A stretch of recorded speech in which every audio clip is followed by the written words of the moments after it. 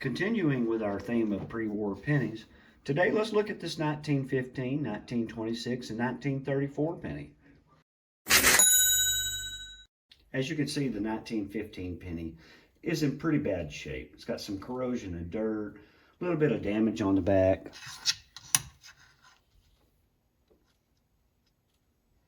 And because it's so worn and damaged, I would not have this coin graded. And because of that, it may be the only reason I will clean this coin.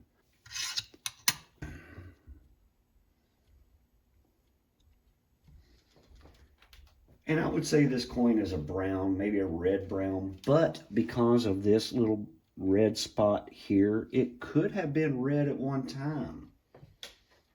And according to PCGS, an MS67 red, which this one is definitely not, is worth about $55,000.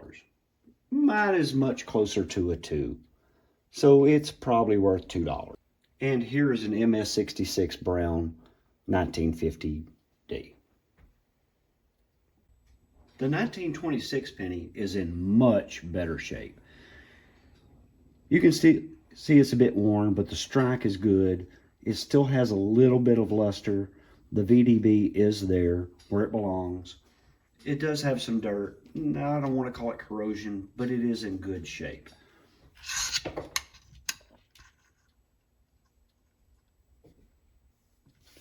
The backside is good as well, and it still has a really nice strike to it.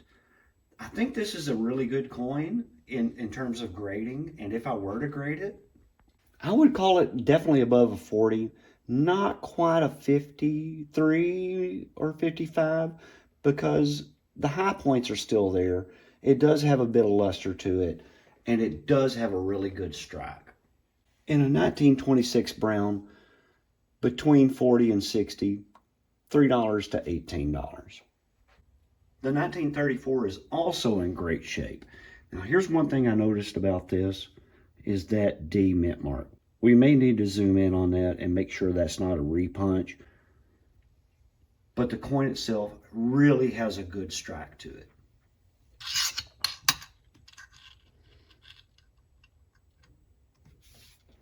Even the backside is still in great shape.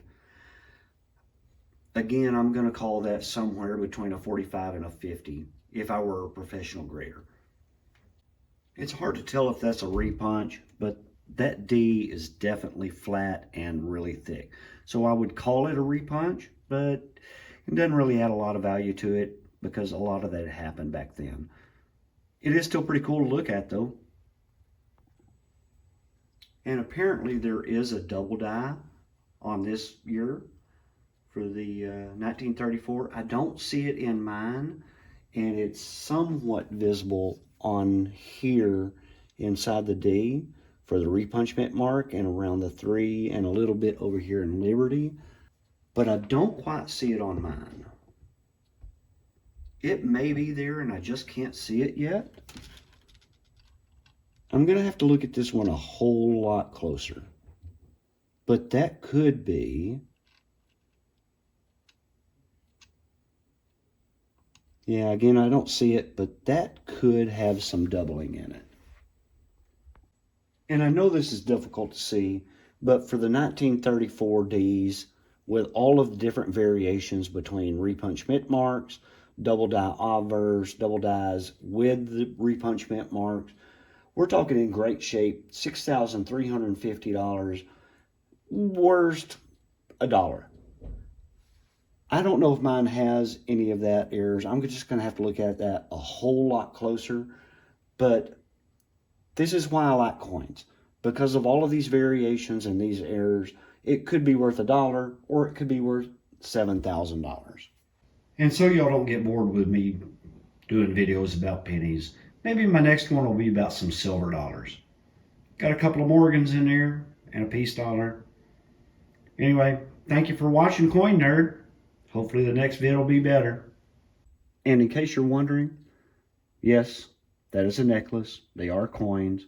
Today is Fat Tuesday. Happy Mardi Gras.